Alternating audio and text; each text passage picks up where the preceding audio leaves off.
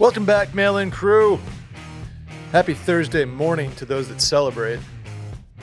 I'm your host, Brett Merriman. To my right, the lovely, the one and only, the now lip gloss is cool, lip gloss is popping, Sally deFries. What's up, Sal? Sorry, just thinking in my own head with my mom always going, you need lip color. That's what really? she says to me. Those out there with moms who critique your appearances will know. They will. What you been up to? Last week we had the lovely KJ Ellis fill in for you. You're back in action, ready to go. What's going on in your world, Sal? How was the girls' trip or whatever? Where were you last weekend? Oh, I just went to Dallas for like 24 hours. Okay, just quick hop over to little for a Mi baby Casina, shower. perhaps. We did not do Mi Casina. Monkey we bar? Did not. No. We went to a place called Sister. Ooh, in like Lower Greenville. Nice. Shouts to the Lower Greenville bars. I think that's where it was. I'm not gonna lie to you. I have no idea because I literally hopped off the plane, went straight to dinner. Like I changed in the bathroom of the airport. Yeah, can you explain your plane experience from last week? Yes. Okay. So I don't even want to like. We don't have to pour anybody girl, out, but I fly Southwest a decent amount. Sure. Mostly to shit like Dallas because it's a 30-minute flight. It's cheap. Say what you want about Southwest. I fly Southwest a lot. It's probably my most flown airline. Mm-hmm. Is it my favorite? You know. It gets the job done. It's get the job done airline. Obviously, the news came out last week that they are going to start assigning seats. We covered it. I feel pretty ambivalent about it in general. Because in my opinion, and we can get into this, I think all airlines suck at the boarding process. Like, the problem is that, like, I have, like, some status with Delta, but I'm not, like, a platinum elite, blah, blah, blah. So I'm, like, still boarding, like, mid-groups. You know what I'm saying? Yep. People are still clamoring to get on the plane because of the whole overhead bin situation. Exactly. And my fix, just real quick to interrupt, then I'll let you have the floor, is to, which can't happen unless infrastructure's changed, is to board back to front. So you board the front people through the back. So you're lining up so that like they walk all the way down the aisle, put their stuff, and you do it like in a Okay, I was actually going to say the best it was ever was during COVID when we board the plane back to front. And so the last people to get on the plane got on. I agree. That's the way to do it. Now people just bitch about, well, why is 38C boarding ahead of me? I'm 4A. If I had it my way though, like I don't want to be on the plane. Yeah. Gross. Exactly. Give me it's hot. The AC is not working. Anyway, that's a whole different time. The boarding process commercially sucks. Right. Okay. Obviously, if I was loaded and won the lottery, like my ass would be flying private, but that's not where we're at in my lifetime, probably ever. But you know, a girl could dream. Hit me up, JSX or anyone else. So that's where I'm at. Flying commercial is always going to suck. The security sucks. Like it is what it is. I don't care. Most of the time in Southwest, I'm going to have a window or aisle seat regardless, just because of like the way that I log on to check into my flight. You're ready to go. You have the alarm set. Or like the status I have, things like that. So like I'm never worried about it. Right. Okay. I'm boarding the plane. It's not a full flight, which is great. Great news. Open middle seats. Feeling good about that. I get to the exit row. Mostly because like all the windows and aisles at that point have been taken. I see the exit rows open. I'm like, hell yeah, let's do this. Now, is it one of the exit rows where it's the seats missing, or is it a true exit row? Okay. Because you know Southwest does the 3 seats across true exit row, lots of leg space, lots. Could do some calisthenics in there. And then you've got the like little 5er, which is a row that's just regular with 2 seats in front of it. So like one person has what we call the NBA seat. That's the Klein Kubiak seat. Yeah. That's his go-to. If you're 6'3" or more, every time I sit in that seat and I see someone tall pass by me, I'm like, I'm an asshole. Truly. Because like there's somebody who needs this who's a foot taller than me. Right. Right. Fair. So see that there's a girl sitting in the aisle. She's got her bag strewn across both seats. And I'm like, are we as a society don't know that we're cool with saving extra row seats. You want to save a full row for yourself to Southwest? In row 27? Do it. Go for it. Extra row, not on my watch, baby. But here's the issue. She looks at me. She goes, oh, I'm only saving one seat. I'm like, cool. I put my bag up and I start walking to the window. The flight attendant is in the row right behind her because while they board, they have somebody right by the exit. And she goes, oh, he wants to sit in the window. And I'm like, I kind of pause. I'm already literally like hovering over the window seat, have not sat down in it yet. She says that. The flight attendant looks at me. I look at him. We both look at her. He says, no assigned seating on Southwest. He doesn't say you can't save because I think that as flight attendants, they're not allowed to say that. Yeah. But their whole party line is no assigned seating. So I kind of look at her and then I make a comment to him. And I'm like, yeah, yet. Kind of joking. And then I was like, I'm just going to take it. So I sit down in the window. Okay. Which is well within your right. I'm like A59. Sure. So like, I don't know where her companion was boarding, but like you got through a whole group and no one sat there. Like it's going to be hard. Someone else is going to come take it besides me. Sure. My opinion. The rest of the flight boards, she moves her backpack and puts it in front of her. So the window seat is, or I'm sorry, the middle seat's completely empty at this point. She's not even trying to save that, to my knowledge. The whole flight boards, no one gets on next to her. So my thought process is, okay, were you fully lying and no one was coming and you're just trying to save a full extra row to yourself, which is bananas? Or whoever was with you decided, I don't even care about sitting next to you. I want a window that Yeah, bad. scoped it out and was like, hey, I'm getting a window. I'm going to get my own window seat. And if that's the case, because I'm like, if I'm saving a seat for Will, it's so that we can like sit next to each other, right? Like I'm never saving a seat. I'm not going to let someone sit between me and Will. If we're in a row and they're like, this plane's full, I'm moving to the middle so that we can sit next to each other. 100%. I'm not letting a random sit in between us.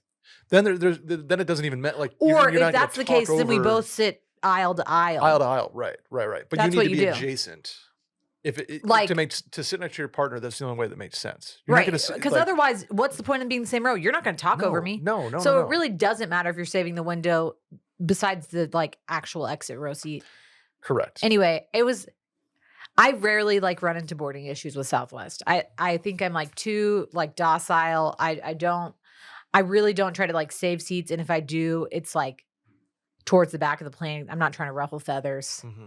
Or like if I do it, Will better be quickly boarding after me because like my anxiety spikes when I'm like having to hold it while 60 people walk past me. 100%. Yep. Not happening. So it was kind of awkward, and he never came. Don't know if he was on the flight. She walked off the flight right behind me, or right in front of me. Actually, never saw anybody with her, so don't really know what happened. Interesting. And she didn't acknowledge anybody. So either that person like boarded really at the front, but then I would assume that she would meet up with them when we were, I don't know. It was weird. That is weird. Okay. That is weird. I wonder, yeah, I'm with you. That's your seat, especially with an exit row.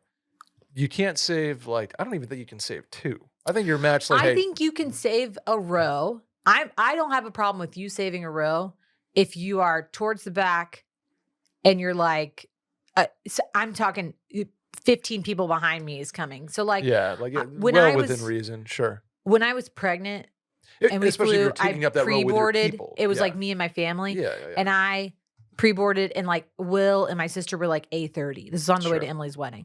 And I'm like, you're coming. Like, and also everyone who walked past me was like going to the extra row, going to like, no one was like scoping out a middle seat yet. You're not so saving a whole row at C34. Right. A34, fine. And not a premium row. Just like use your brain. Yeah. But this is why Southwest has issues. Yeah. Because it does things like that. But I mean, truly, I have never experienced, I know this happens to people on like Delta, American United, who just full blown like do not sit in their assigned seat and just like assume that like no one's gonna say a word. That's crazy. I've never had that experience. I'm a Delta boy. Everybody knows that about me. I've never had that experience. I've watched it happen to other people, and I'm like, I've seen people try to be like, ooh, before the boarding door has closed, they'll be like, ooh, that seat looks pretty nice, and they'll go up, Mm-hmm, and then somebody will like run in from a connection and be like, "Oh, that's actually my seat." Whole big to do. Unless the boarding doors close, I'm not trying to move up, and very rarely would I move up anyway, because Delta usually have the seat that I want. But yeah. yeah, it's a slippery slope. to I get will into when airline I book seating. Will and I. This doesn't exist anymore because we rarely travel by ourselves. And now Fritz has to have a seat, so he sits between us. But when we Mhm. would fly by ourselves and we would fly assigned seats, I would book us window and aisle Mhm. in hopes that someone wouldn't book the middle if Yeah. it wasn't gonna be a full flight. I get And that. then if someone does book the middle, I'll offer to be like, "Hey, you want the window?" Yeah. And Yeah, no that's fair. one's turning you down. Like, no, I really enjoy a middle seat, so like Mhm. whatever. Anyway, it was weird. Weird. That is weird. Thankfully, it was only like a 30-minute flight. We got up and down, and then I just Yeah, that's 30-minute flight. Nobody should no complaints whatsoever on a also 30-minute flight. like I would take the middle on a 30-minute flight because it's 30 30-minute minutes, flight. but like yeah. there's a window open, so I'm gonna take Take it. the window. Take Yeah. the window. Randy, you window or aisle? You're an aisle guy, right? I've seen someone get on the plane and sit in the wrong row because they were completely hungover after a Chicago meetup. I don't know how that happened. Oh, that was Randy Tremaine. I was even close to my seat. I do remember that. We were like, how Wrong does row, that- wrong side of the plane. Yes. How does that? Yeah. Anyway. But I am a window seat on the way to places, and if I know it's going to be a big drinking weekend, I'll seat on the way back, So you can hit the bathroom. Okay. so I can hit the bathroom Yeah. if need be. Which I've never had to like go to the bathroom, But hey, hope for the best, prepare for the prefer an worst. If you aisle. fail to prepare to fail, right? Exactly. Are you an aisle or a window boy? It's a huge window boy.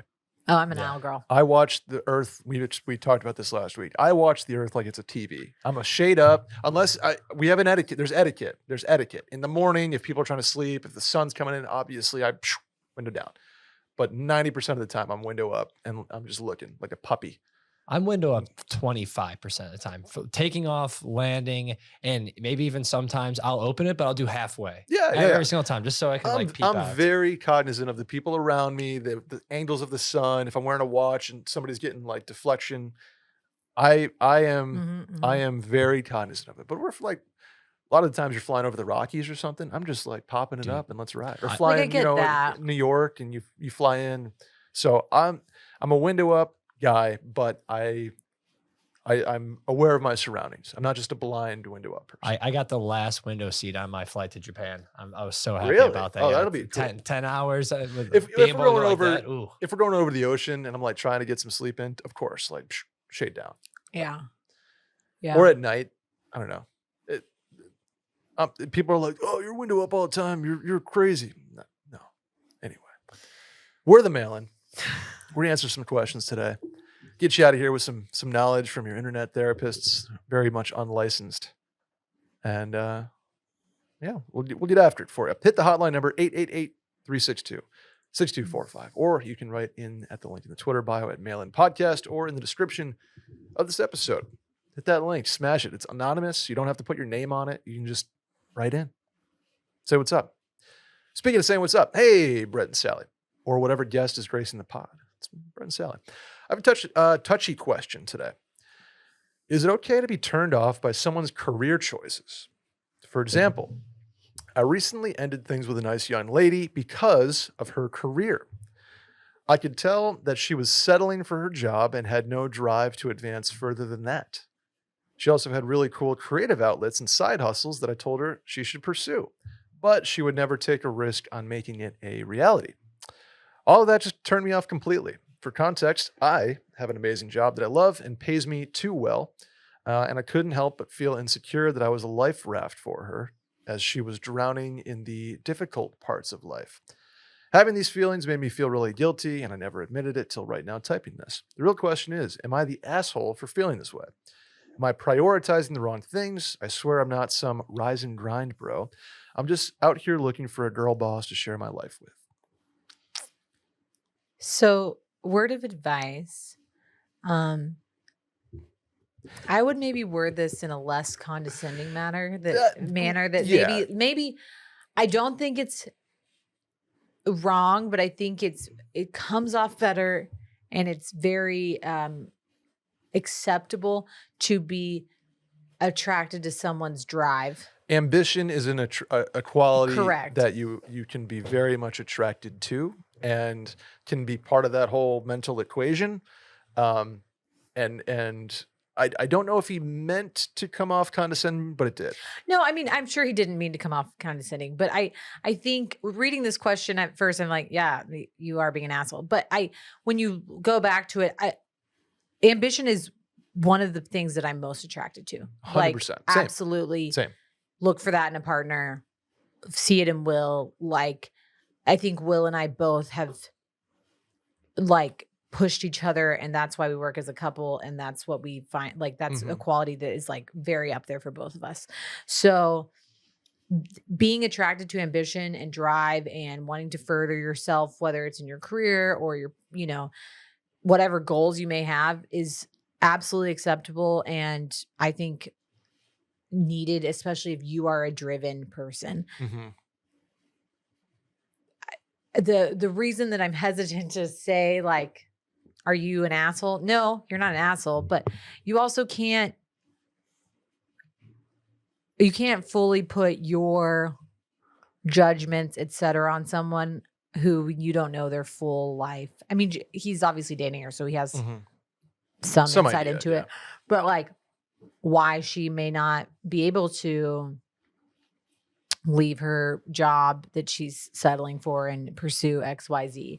Yeah. People have other stuff going on. So I think let's hold the judgment. I don't think that that's where he meant to come from, but yes, it's incredibly acceptable to like be or want someone who's ambitious and look for that in a partner. But also and to not be attracted to them because of the lack of it. But I think in the future, especially if you were gonna like voice this to a potential partner, I would like word it like that rather than like, I'm really attracted to your ambition versus I'm dumping you because of your lack of ambition, kind of thing. Like, And I think and you figure that's- that out relatively quickly. That's a quality people either want or don't want. Sure, I mean, exactly. I think we have seen with trad wives that people also would very much prefer that their wives stay home and like milk a cow and make, chocolate from scratch. Did you read that article? Yeah. Oh my God. I mean, I want to rescue her. I have a lot of thoughts about trad life we don't have to get Holy into, cow. but I think that's not obviously what my path is. Yeah. And I'm not shaming anybody else's path. I think like my sister's a stay-at-home mom. She does a great job. It's absolutely like necessary and needed. Which can be ambitious in itself. Exactly. Like, hey, I want to be like that.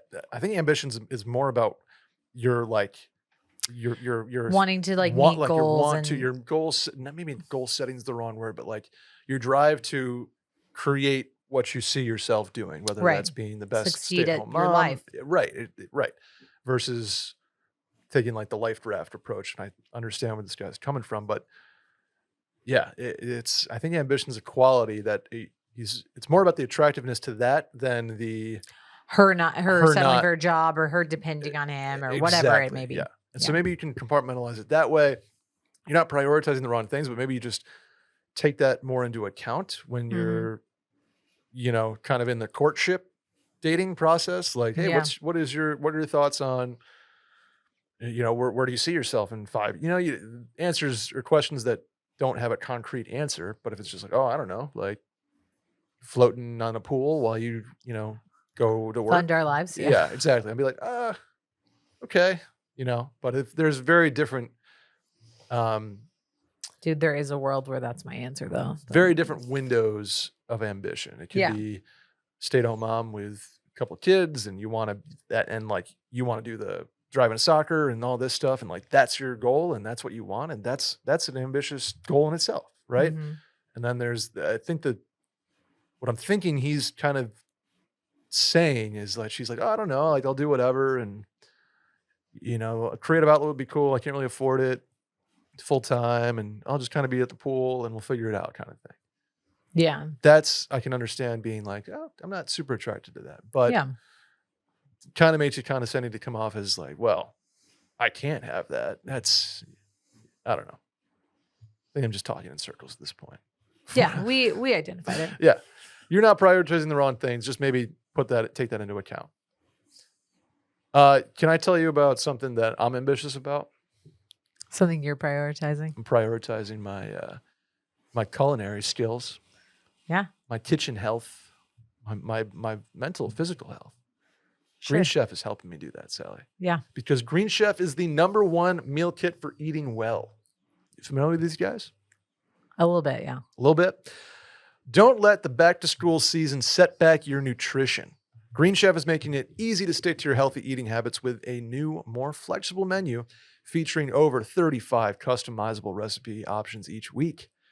New options include doubling your portion of protein or veggies, maybe swapping to a plant-based protein like organic tofu or tempeh. Tempeh? Am I saying that? I've never had tempeh. I haven't either.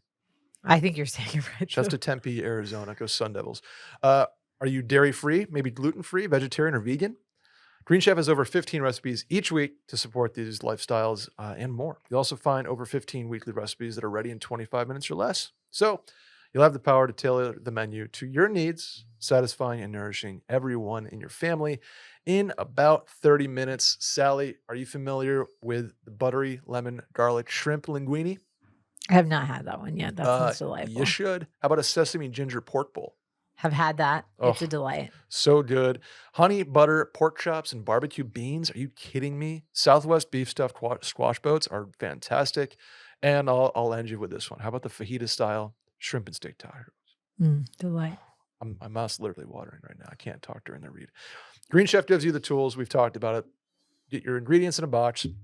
It improves your health because you're eating good stuff.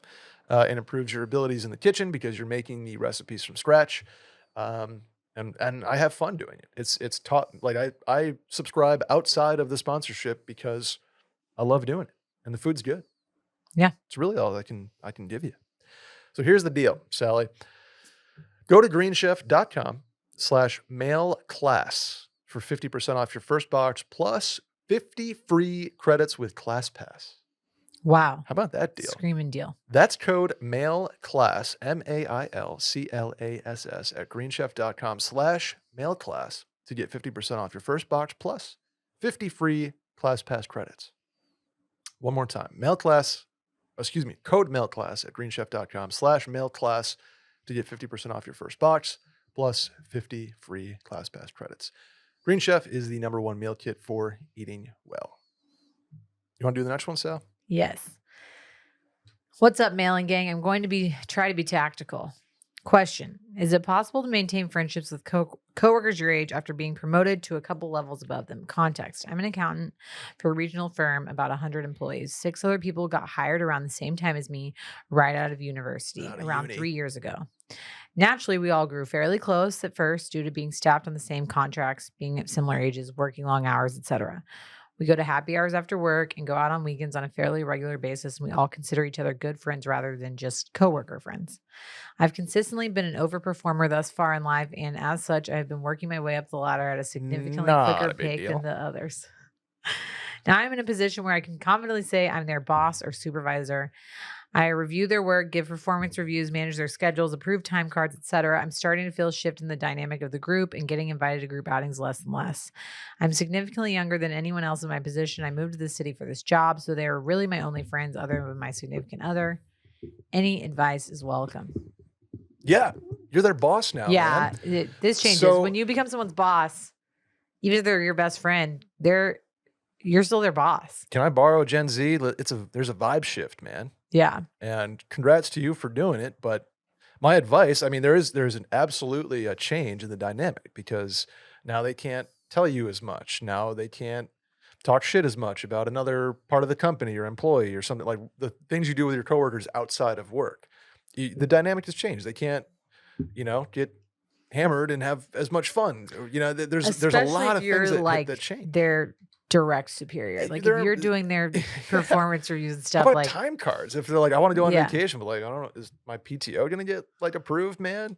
yeah, Now, my advice here, and if you have anything on the background, please feel free. You need like a layer the cards on the table conversation here. Like, guys, acknowledge that what's transpired and be like, how do you guys feel? Like, get everything out there and communicate it, because right now it's only going to, the kind of the dichotomy is only going to get worse because they're a subset and you're their supervisor. Right. And it ain't going back to normal without talking about it or Right. acknowledging it, or wondering, hey, what can I do? Can we leave work at work? Can we create a trust tree? Like, can we do stuff outside of work like we used to without sort of getting the supervisor employee relationship in trouble? Right. I think you got to have a lay your cards out conversation. So this actually has recently happened to me. Really? With my best work friend. She's now my boss. And it hasn't changed the dynamic of our relationship that much, but mostly because our friendship outside of work, like, depends on so many other things. So we still get together and we can still like complain about work, but it's like about the like stuff that affects both of us, not like that affects me that she's having to listen to me bitch, if that makes sense. Right. Or vice versa. Also, like, I kind of took a leadership position, so we kind of like moved up together, which was helpful because she's like still direct superior over me, but we have more bigger stakeholders, obviously, than what we used to be. But the reason it works is because we're like moms. We like have the same viewpoints on things. So it's like we kind of exist in our friendship outside of work. Like, yeah, I can be like, and this is a little different because obviously anesthesia, like, there's stuff that goes on that is like, we have to deal with HR or like that's administrative, et cetera. But like at the end of the day, like when I'm clinical and she's clinical, we can both be like, man, today was so busy, like kicked my ass, whatever. Sure. And like complain that way. And there's no like sticking it to our company or anything like that. You know what I'm saying? Yeah. But a part of the reason that we have existed so far, and it's pretty new in the transition, but I don't see this changing very much, is that we kind of just stay away from the work topics if possible. Yeah. Sort of acknowledge that, you can't really go there. It would be weird for both of you, and just kind of stayed away. Right. Exactly. And the other thing that I think is really important for this person that my friend / boss does is like reach out to me more often. And not that I would ever feel uncomfortable because we're that close, but also they may feel like, oh, we like don't want to invite Sam because like this is like more of it. We don't like make people uncomfortable. Like if you're the one being like, hey, going to happy hour, y'all want to join me? It's kind of like on you, and they can join you if they want, because they may feel like awkward inviting the boss now. Yeah. But I agree. I think getting it out in the open and just being like, y'all are some of my only friends in the city. Like, I want to continue these friendships. I would really like them to exist outside of work, and like, however we can make that happen and like be less awkward would be great. Yeah. And I think it's you got to communicate. You got to like, it's, I feel like it's different too if if this guy approves like raises and, like there's like a financial element to it, or like you're directly impacting their work-life balance. Like if there's stuff like that, it's going to be tough. It's going to be tough. There's just stuff you can't really get around. Still just be best friends like it used to be, because now you're not just talking, employee, like talking shit, whatever. Oh, so-and-so sucks and I can't stand them. Now you're impacting like livelihoods. Right. And that's unfortunately just, you can't communicate your way through that. Like, oh, hey, you want X, I can't give you X, but you can't just powwow all year and then crush them at their performance review or raise asking time, right? Like, so that's the case. You're their boss now. You've traded in friendships for success, right? Like, and that's kind of tough luck. But I think this is possible. Plenty of people are friends with their boss. Of course. Yeah. It's just a dynamic is going to, it's never going to be the same as it was. It'll shift. You might miss the softball team invitation. Yeah. So.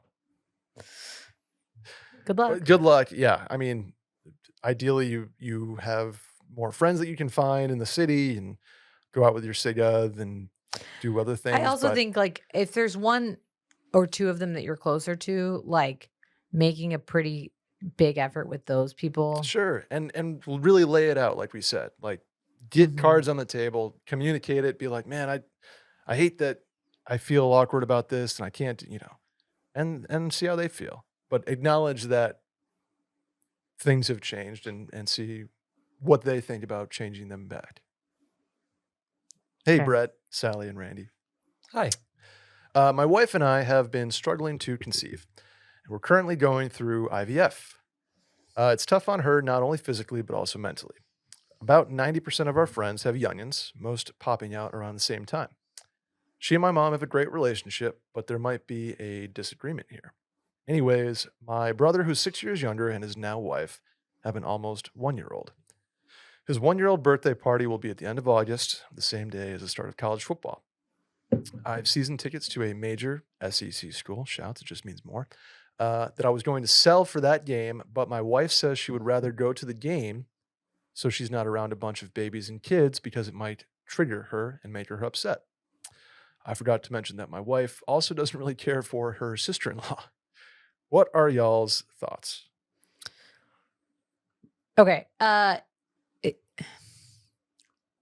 Couple things. I'm really sorry you're going through that. I think IVF, we've talked about this a lot. When you are going through fertility issues and you're watching your friends, siblings, in-laws, etc., like have babies with no issues, it's really tough. Sure. Really tough. And I think we are, at least my friend group has been in the past couple years more open and understanding of our friends who are struggling and like being like, hey, I'm not on Instagram. I'm not doing this. Like, I'm protecting my mental health.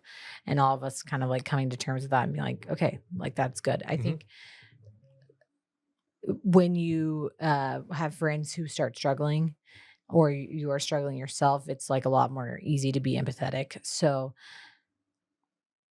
I hope the same for these people. Number two, part of me feels like as the family members, like you're an uncle and aunt to this kid. If you're in the same city and the game is in the same city, I don't know that it's like the best look to not go. My like compromise here is like, can you say like, can we go to the party for a little bit? Yeah, hit both and kind of like, Hit okay, both. get the aunt and uncle time in. Right. You get what you need done and then hit the game. Is there any compromise there? Like, is the game in the is the party in the morning and the games Sure. at night, etc.? Or even like, hey, gonna miss Tommy's birthday, but like want to bring him a present. I think this is a great example, especially because it's his brother, where he can be honest and be like, Sarah's having a really hard time. Her being around a lot of kids is like really difficult right now. So Yeah. I think like for her mental health, we're gonna go to the game. I'm really sad to miss. We really want to come over and like celebrate Tommy. Gonna bring him a present, like have dinner with y'all, whatever. That's obviously some extra time with the sister-in-law she doesn't like, but that still like saves face with the family. That was And going to be even- my first ask. Is there room like to be just straight up honest here? Yeah. And I think when it's your sibling, you absolutely can. Obviously, it's harder. The issue here is that like the sister-in-laws are not related. So to explain that is tougher. And it doesn't sound like exactly like they have a separate text going. That's Correct. But like a lot of empathy there. This is where, as the husband, as the partner, step up. You get to protect your partner's mental health. Same thing we always talk about. Like if like your husband's having a lot of trouble with your mother-in-law, then you get to be the one who, or your mother, his mother-in-law, you get to be the one who intercedes, mediates, because it's your family. Sure. So I think in this case, he can go to his brother and subsequent sister-in-law and just be like, hey, she's having a tough time. We're going to go to the game. Want to see you after, whatever. Any of my kids' birthday parties, like that my family hasn't been at, it's been like, okay, like whatever. Usually the first, and it also kind of depends on like what the birthday party vibe is. If it's like a blowout, like we did for Fritz's first birthday, you're not going. Like I'm kind of like, okay, there's other people there, it's fine. But if it's like just a family party and like you're the only brother and uncle and aunt are missing, it's like kind of awkward that you're not there. Sure. Yeah. If it's a blowout, and again, you you're like, you have sort of this explanation or at least a communication like, hey, man, and they're brothers. Like they should have a relationship where they can talk about the hard stuff. Right. At the end of the day, the 1-year-old has no idea, obviously. The parents may get upset, but I also think being upfront and honest right now, as August is beginning, so weeks in advance, being like, hey, we're probably going to do this because like I know where her head's at and I think that this will be really triggering versus waiting the day before or even the day of and being like, hey, we're going to the game. Like that's shitty. So like give them some weeks to process it and even like plan something ahead of time to go celebrate your nephew. Yeah. And make it a smaller gathering. We'd love to take you out to dinner, something like that. We'd love to celebrate, little Tommy. Right. Do something with him specifically because I think she can probably be around one child and kind of that's her nephew. Right. Yeah. Versus a bunch and sort of feeling overwhelmed in this like living Instagram experience with people who are pregnant or just have babies and talking about having babies and when are you having a baby? Yeah, exactly. And you don't want it like the excuse can't be, oh hey, we have tickets for the Georgia game. Like we're gonna go. No, I would present it like we're not going to come. Yeah. And we are going to go to the game because I think I need to like take her mind off of it. Yeah, exactly. And do it brother to brother. Yeah. You can mediate the sister-in-laws. But that's your chance to step up. And I would be very straightforward with it. Yeah, exactly. Next one. Hey, all, Nate here. I'll cut Nate? to the chase. I've been dating my girlfriend for about 2-ish years now. And over time, we both gained weight from being happy in our relationship. She has noticed this about herself and keeps talking about how fat and unattractive she feels, and it's affecting her confidence. Here's the problem. To me, she's absolutely more attractive than ever after she's gained weight. She's gotten more curvy, more proportional, and a lot of the excess weight that went to things like her boobs and butt. Nice. Even some of her female friends have mentioned to me how much more attractive she's gotten with the weight gain. How can I fully convince her that she's so much more attractive with the extra weight and encourage confidence in herself? Thanks, y'all. I'll shut up and listen. Quick question. Did you say nice or did he write nice? He wrote nice. Okay. Now, here's the problem, Nate. It ain't your call, big dog. It ain't your call, but here's some things you can do. Okay, at the end of the day, she is going to do what makes her feel most confident. Her body, her choice. But also in the same vein is her weight a healthy weight? Maybe she was unhealthy before and now she's going to like do really drastic things like starve herself to be back to that weight. And then then that's maybe like a step in like, hey, that's a road we don't want to go down. We're not acting like Emily from Devil Wears Prada and only having 1 cube of cheese per day. Like we need to bagel with the garbage. Yeah, we got to gust of wind for lunch. Yeah, exactly. Like an ice cube for dinner. We got to be healthy and kind to ourselves. Other thing that I think is really important here is letting her, like opening up that space for her to feel those feelings, but also, and not tearing her down and dismissing it and being like, no, you look better. The way you build her confidence is like by doing things that build her confidence. So complimenting her often. Like I honestly feel like half the time, like when I'm like getting ready and like stressing, I'm like, Will's like, you look fine. I'm like, you know what? I would have stopped staring at myself in the mirror if 20 minutes ago you'd been like, you look gorgeous. You look hot. Way to go. Yeah. Your outfit's popping. Your makeup looks great. Let's go. But instead it's like an hour of me like nitpicking. Oh, come on, you look fine. Let's go. Exactly. That's a very different vibe than like, correct. Damn, versus girl. like going out of your way to be like, wow, you look amazing today. You're gorgeous. When you're being intimate with each other, express how much you love her boobs and her ass.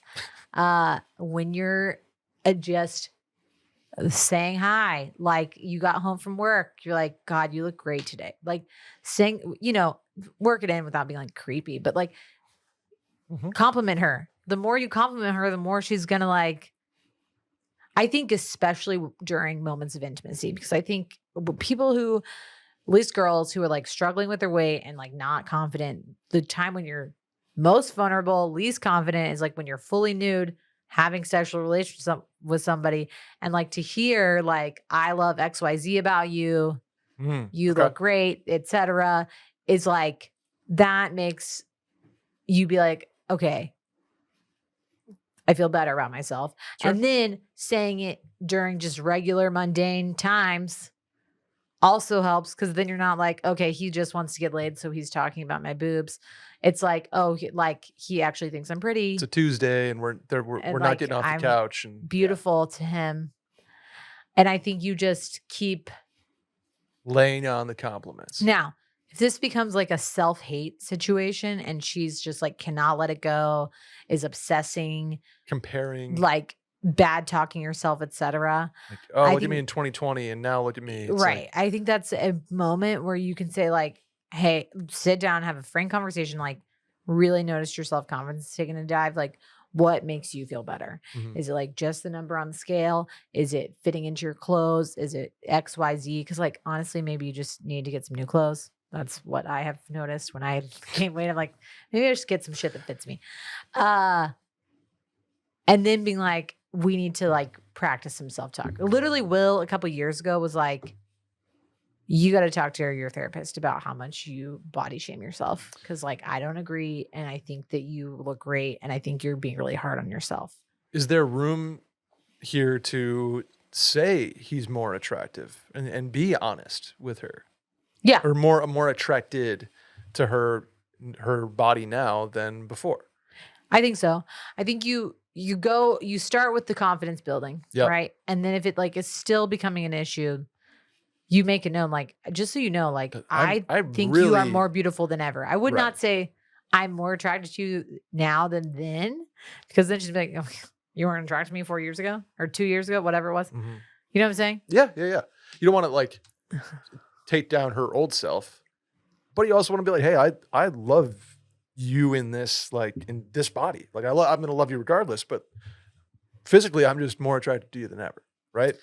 And attraction, like people's bodies change. I mean, I've been through 2 births at this point, and like my weight has fluctuated, probably swung 45 pounds one way or the other. I mean, that's like with some pregnancies and not, but like it's so funny now, like talking with Will, and I think my body confidence has only gotten more that I've had a kid, Mm-hmm. if that makes sense. But it's funny now because I'll mention something like, oh, you said this one time. And like, I always think about that. And like, I want to look like this for you. And Will's like, there's other things that I'm attracted to now that like you didn't have back then. Yeah. Talking about breastfeeding boobs, you guys. There we go. Sorry, Randy. Randy was Not anymore, unfortunately. I weaned. But I think that all changes. It's important to be open with your partner. I mean, they've been dating for 2 years. It's not like we're not hiding much. right. Sally and Randy, you guys are both hot. I'll say it right now. Thanks. You look Thank you. beautiful today. Thanks. Brett. Sally, you're looking great. Thank you. Thanks, Randy. I Hello, needed that Brett and confidence Sally. boost. Brett, not so much. Okay. Okay. All right. Love the pod. Mate's laundromat trips out here in Guam go by in a flash. Shouts to our Guam listeners out there. Shouts. I don't know how many we have, but you are one of them. We appreciate the tuning in. My question may be geared towards Sally in regards to Will's pesco lifestyle. It's pescatarian. Wow. Remember little pesco? Yeah. I'm getting more and more weirded out by eating meat. No idea why, but it started to give me the ick. Fish, however, I have no problem with. I'm wondering how you as a partner dealt with your partner changing up their eating habits. My girlfriend is from Texas, very much a steak and potatoes girly. Put that on a t-shirt. Mm-hmm. I'm tentative on going full into a pescatarian lifestyle because it may make it difficult for us to eat together at our home. Any thoughts or tips on how Will navigated this at home? Love the pod, even you, Randy. Hey, Brett, you're looking great. Thanks. Okay. So when he's like fully not pescatarian anymore. Yeah, by he the way. had a phase. He had a phase. I think there's It's not a chance. phase, Mom. I think he's It's a gonna lifestyle. go back at some point. Yeah.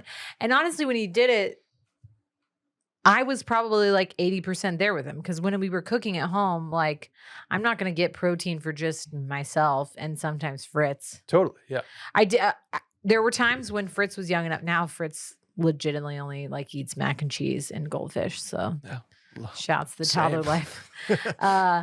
But at the time, there was times where I was like, I'm going to make this, and then we're also going to have XYZ. Mm-hmm.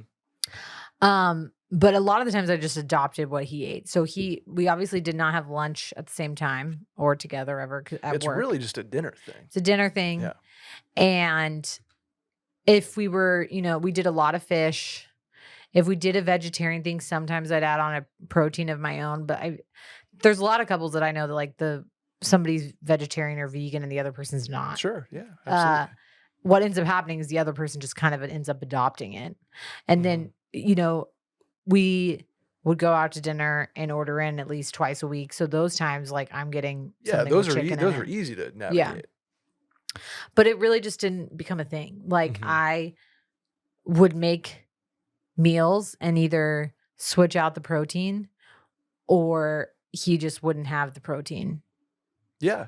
I mean, I think that's kind of where this ends up is she'll probably come down into the fish world a little bit. So you're really kind of talking about maybe 1 or 2 nights a week max. At some point you're going to have, a pasta dish, and some point you're going to have, whatever you're not going to have steak 5 nights a week or red meat 5 nights. It kind of sounds like that's where he is. So maybe he's out on chicken because it's of the process, whatever. Right. So she'll come down on fish a little bit, I'm sure. And then you're kind of just whatever featuring dish of protein, you're just kind of not going to do. Right. And have your own thing. For me, just don't buy like double protein every night. Because then it's expensive. And when we were doing this, it's like, I'm not a huge steak girl. Like I love a steak, but I'm like not going to make it at home. I'm not a huge steak guy. Like people, Will's like fully changed on that now. He's like, let's grill steaks like every day. I'm like, okay. But at the time I was like, I'm not going to go out of my way. Maybe I'll make some chicken. But like a lot of the stuff that I was doing was like, I'm making a pasta sauce with meat in it, or I'm doing this or that. And so half the time I would just like make one and make another. Sure. Yeah. And then just take the leftovers for myself.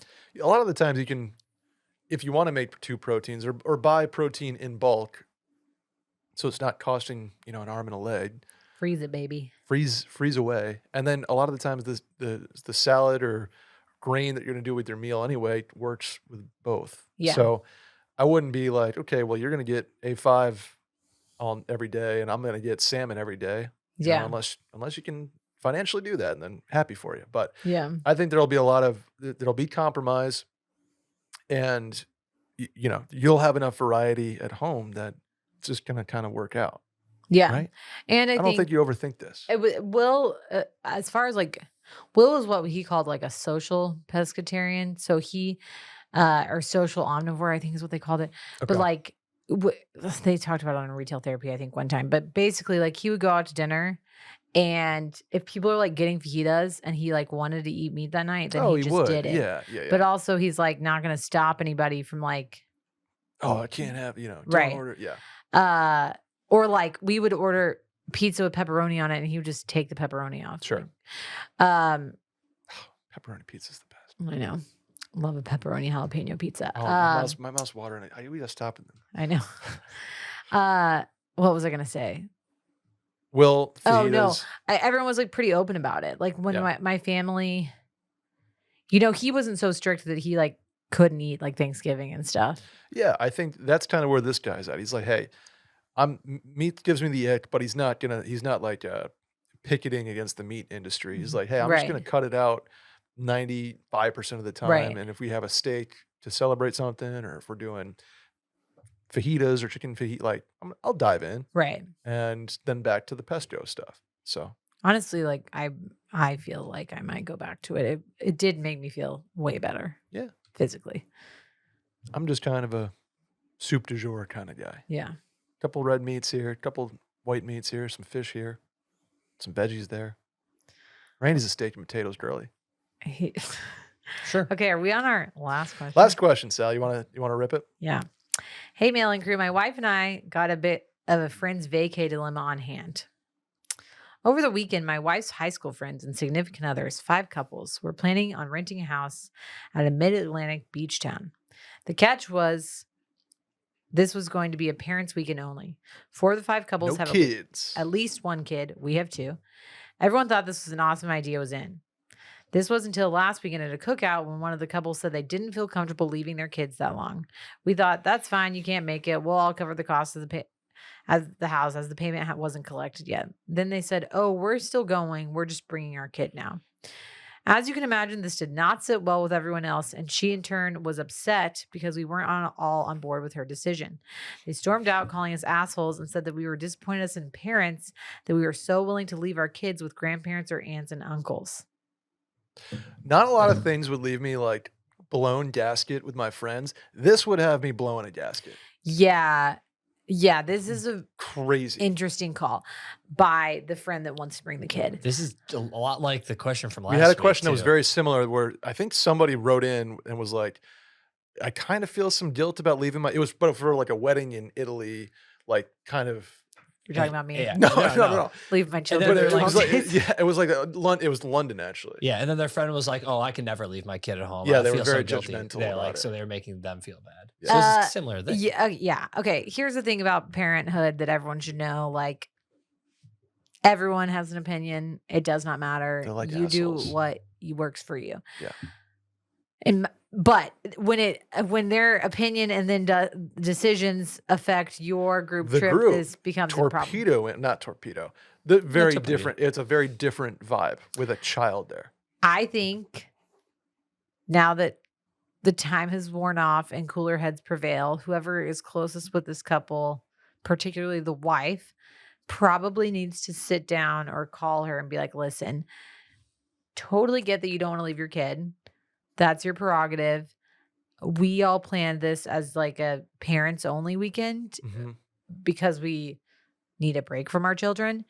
And you bringing your kid really changes the vibe of the trip and thus makes the rest of us feel bad for not bringing our kids. We're going to do no kids. Yeah, no kids. Because it's twofold. Number one, you should never feel guilty for taking time away from your kids because you need a mental health break. And in order to be a good parent, you need You need to be 100%. you need to be Fill up your mentally cup. there. And for some people, that means never leaving their kid. Mhm. For me, like I need time away to like recharge. I still love my kids just as much. They are great, but I know that they are very happy and healthy spending time with our nanny or their grandparents. They are fine. Right. In my opinion. I'm sure people don't agree with that. I'm sure that there are people who've never left their kid before, and that's great for them too. We went on a couples trip in April, Mhm. Sans children, and as a group, collectively, it was 5 couples. 4 of us had children, 4 of the couples.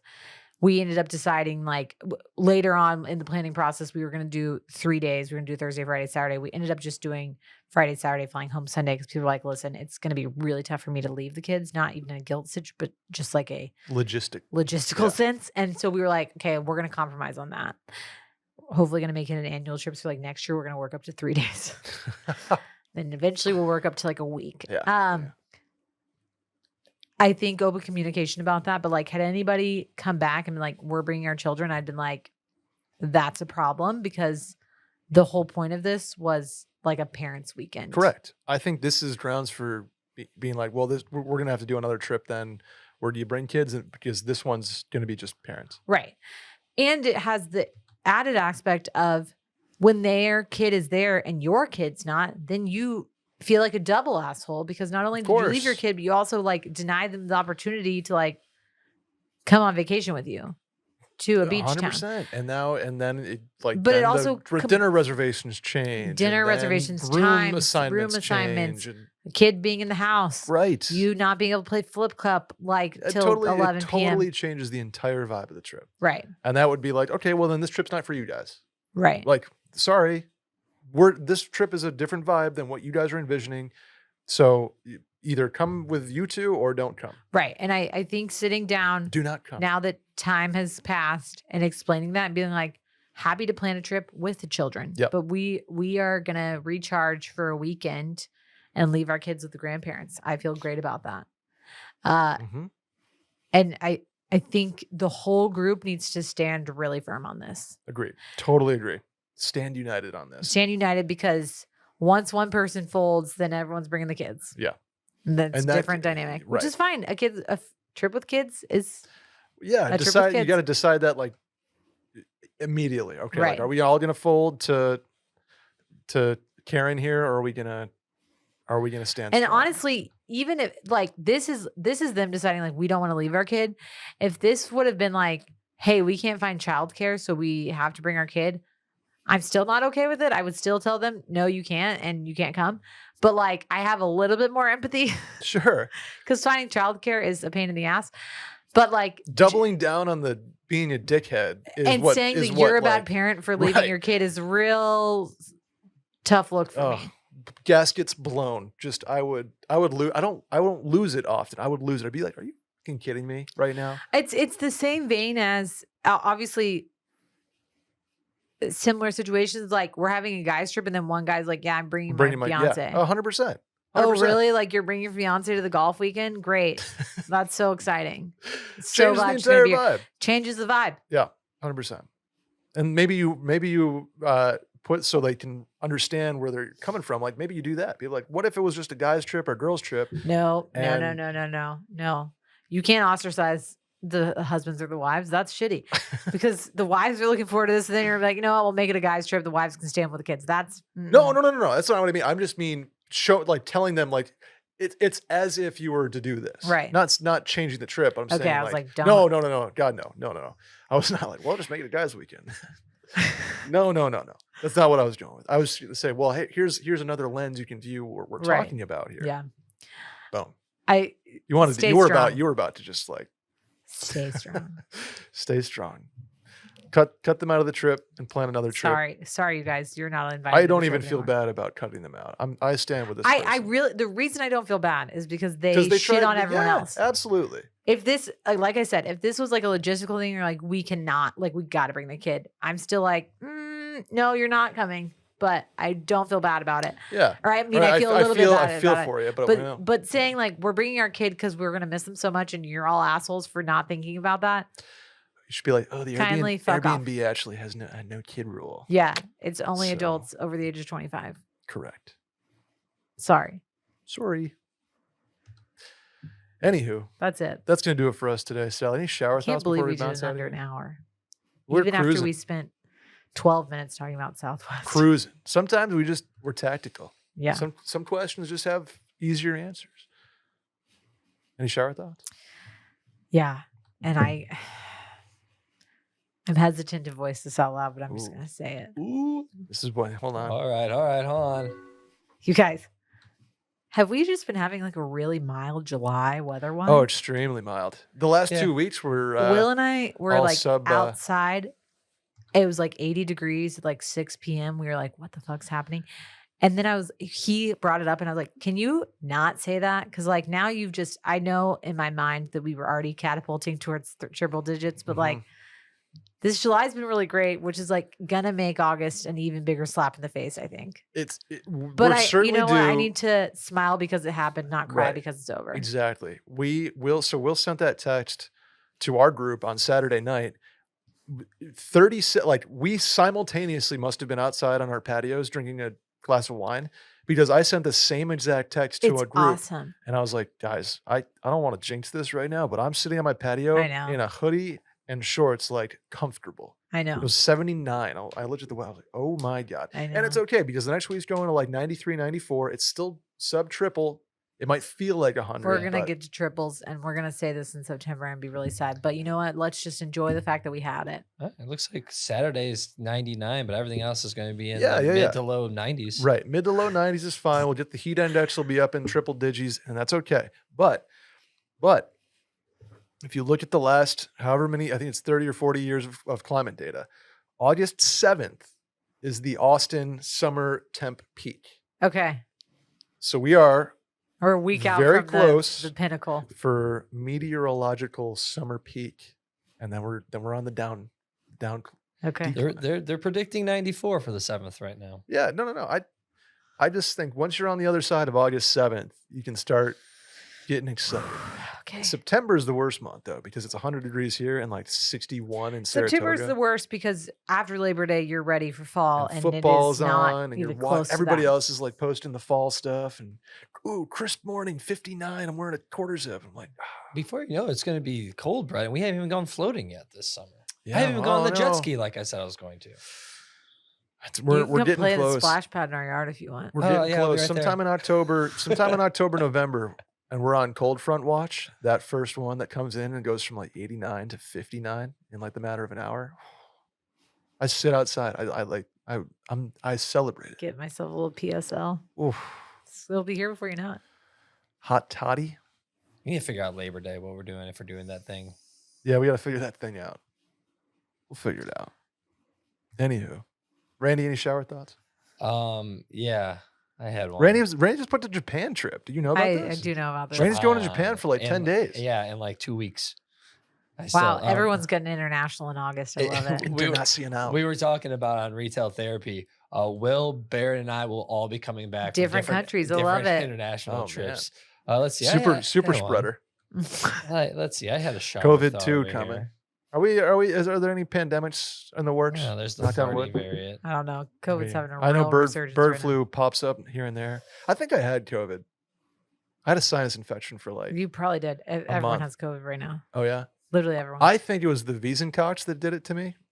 I'm getting my septum done. Did you know this? No. My deviated septum. I'm getting the whole Are shebang. you really just getting a nose job? No. They It's said getting a nose job. hey, now's a good time to do it if you want to do it. I'm like, my nose is fine. I have no complaints. Who's doing it? Dr. Shepard down South Austin way. Okay. But yeah, I got I'm one. excited. It's going to change my voice, they've said. Yeah, he's going to Yeah. start sounding like this. I don't think that's No, gonna Welcome back but to the you'll probably be Mail-In less nasally. Podcast. Yeah, I'm going to be less nasally. I'm going to be able to breathe. Yeah, it is. It's pretty life changing. Did you have it? No, Oh. I've just had a nose job. Nose jobs are Well, great too. they did- Love a good they nose actually job. did fix my deviated septum when they did my nose job, but I was not going for a deviated septum. I was going for a nose job. Like, let's be clear. When I went in, and they were like, no. I was afraid they're gonna be like, no, everything looks good, because I've always, Mm-hmm. snort a little bit, but not like sleep apnea. I've never been able to fully like breathing through my nose is not the same as breathing through my mouth. And when my football coach is like, "Oh, breathe through your nose, out through your mouth, Merriman," I'll be like, "I can't. Like, I don't get enough oxygen." People are like, "Oh, let's try the sleep tape or the mouth tape for sleeping." I'm like, I would suffocate. Same. But part of the issue too, I mean, it will help a lot, but because we live in Austin, Texas, there always is going to be a level of inflammation in your nose thanks to allergens. Tomorrow and Thursday, big Saharan dust wave. Look out. Randy, what was your shower thought? I had two. One of them I already just recently made a TikTok on about how the Aqua Waves Glade plugin smells like Blockbuster. Go try it out. Aqua Waves yeah. Blockbuster. If you go to the Glade plugin. plugin section, smell it. It smells like Blockbuster. It's crazy. But the one I'll say here is when we think in our head, like the brain knows where it is. It named itself. We inherently know where the brain is because whenever you think in your thoughts and like you picture something, it's always in your head. You don't picture it anywhere else. So like the brain knows. Is it weird? Like that, you mean behind your eyes? Yeah, like we know where our like center of our like body is the brain, kind of. Is that weird? Yeah, I mean, we could go into a whole discussion about consciousness and how we perceive the world. But, Exactly. But like when you have a thought, it's inside your head. Yeah. Well, like if you picture a car honking, you hear it from like right here. Yeah, exactly. So it's like even Isn't like that interesting? peasants back in like the 12th century, like we're kind of aware of what a brain was before they even knew what brains were. I don't know about that. I don't know. They might have just thought, Can I pimp another podcast while we're on a podcast? yeah. If you're into like neurological stuff, I'm listening to this really interesting podcast right now Joe called Rogan? Hysteria about mass psychogenic illness that happened like in upstate New York in like 2011. Whoa. It's on I was Wondery. there. Yeah. Very interesting. Interesting. Okay. Yeah, it's short. Called Send it to Hysteria. what part of upstate New York? Like outside of Buffalo. Leroy / Leroy. Yeah. I know right where it is. It's where Wow. Aunt Pam lives. Mass psychogenic illness there in Really? 2011. Everyone like a literal Tourette's outbreak, but it wasn't Tourette's. Really? Oh, Mhm. that's got to be environmental, right? Well, that's the episode I'm on right now. Aaron Brockovich gets Hey, involved. tune in to Tune find in. out. Tune in. All right. Cool. We'll see you guys next week. If you want to leave a voicemail, 888-362-MAIL. That is 888-362-6245. Sally, where can the folks find you? Sally deFries on Instagram and Twitter. I am Brett Merriman at Schmerriman. Both of those platforms. That's Randy Trembacki on the ones and twos. Go check out his latest Instagram reel. It's going viral. We'll see. Bye, y'all. Bye.